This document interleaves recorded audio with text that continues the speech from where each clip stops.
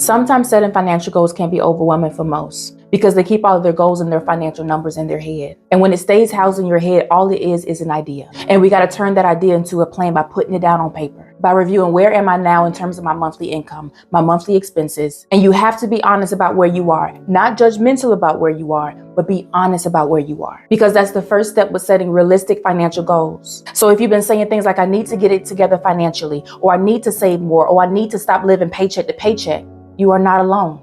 But let's do more than just say it. Get your financial goals and those numbers out of your head and onto paper. Again, be honest with where you are, not judgmental about where you are. Ask yourself, how much do I bring home after taxes? How much do I really spend a month on rent or mortgage, utilities, groceries, eating out, haircuts, nails, random Amazon purchases? Look up those bank statements to find out exactly where your money is going every month, because your bank account will talk back to you. This step is about awareness, because you can't fix what you won't face. Number 2, get specific with your financial goals. Don't be vague by saying, I want to save more, or I need to stop spending so much, or I want to pay off my debt. Be clear. I want to save $2,500 by December 31st, 2025. I want to pay off my $2,500 credit card within 6 months. I want to stay consistent with my grocery budget of $600 a month for the rest of the year. Whatever that goal is, get specific with it so that you can then find out what does it take to get there. Divide $2,500 by 6. That's $416.67 a month to save $2,500 by December 31st, 2025.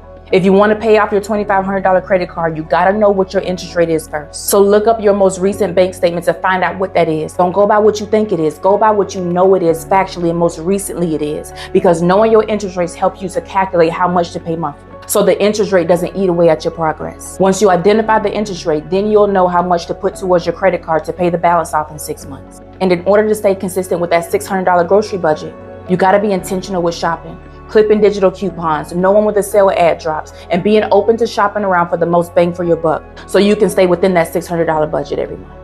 Number 3, audit your spending. There's money hiding somewhere. If you take home $5,000 a month and your expenses are $4,500 a month, where is the other $500 going? If you take home $4,000 a month and your expenses are $3,200 a month, where is the other $800 going? Every payday have a money date. Lay eyes on your income and lay eyes on your expenses and your bank statement so you can confirm that everything is in alignment with the financial goals that you're outlining. And look for leaks in your financial bucket so that you can plug in those holes and redirect those funds towards where you're going. Because almost always when I have a financial clarity session with someone, I usually can find $300 to $500 that's hidden in their spending.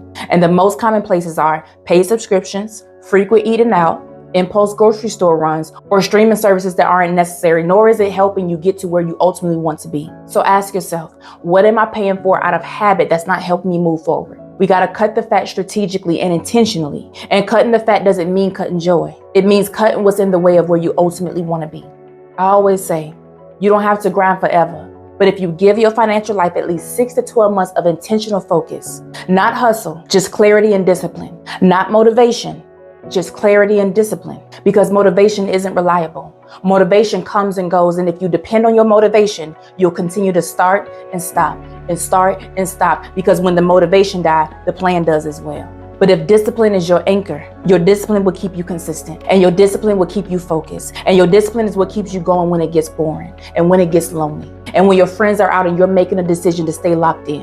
And you might have to separate yourself from people who aren't growing with you. And that does not mean cutting people off, but it does mean saying no to brunch on the weekend, skipping happy hours for a season, and spending less time with friends that spend recklessly. Because you got to remember, you're building something solid, and not everyone's going to understand that, and that's okay.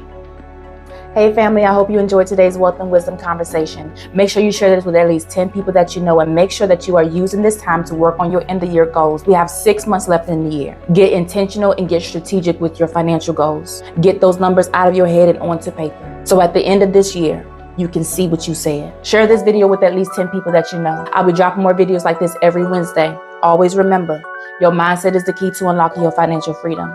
It's time to leave behind what's comfortable for what's possible. All we have is now. So start now. See y'all next week.